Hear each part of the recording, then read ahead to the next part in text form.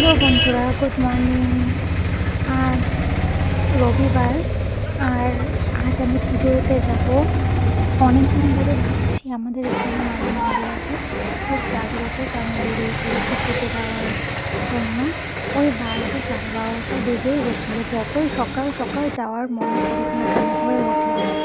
সব কিছু করে বাড়ির পুজো দিয়ে ফ্রেশ হয়ে চলে গেছি। এই যে আমাদের এই মন্দিরটার নাম মা ছিন্নমস্তা মায়ের মন্দির, কালী মন্দির।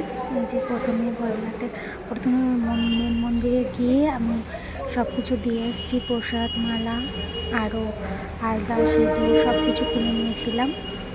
সব কিছু ওখানে পুজো চলছে, তো প্রসাদ ওসব দিয়ে আমি ভোলেনাথের কাছে এসেছি। বাবার কাছে এসে বাবার প্রথমে পূজা করে নিলাম।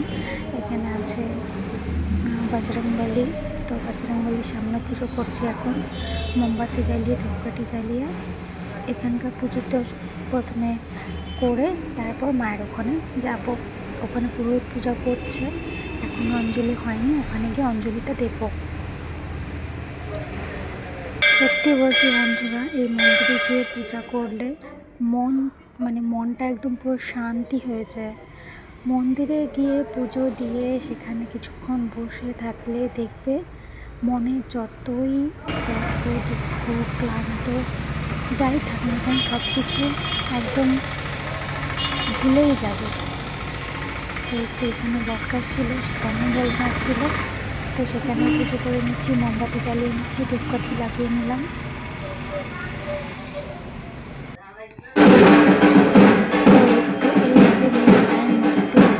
মায়ের কাছে চলে এসেছিলাম। এটা মেন মন্দিরটা, এটা মা ছিন্নমস্তা মায়ের মন্দির, যেটা আমাদের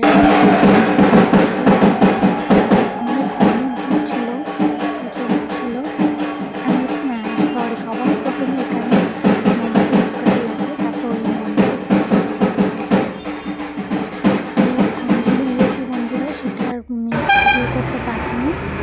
পুজো হয়ে গেছে, প্রসাদ নেব, বাড়ি যাব। কেমন লাগলো বন্ধুরা ভিডিওটা বলো। Bye bye.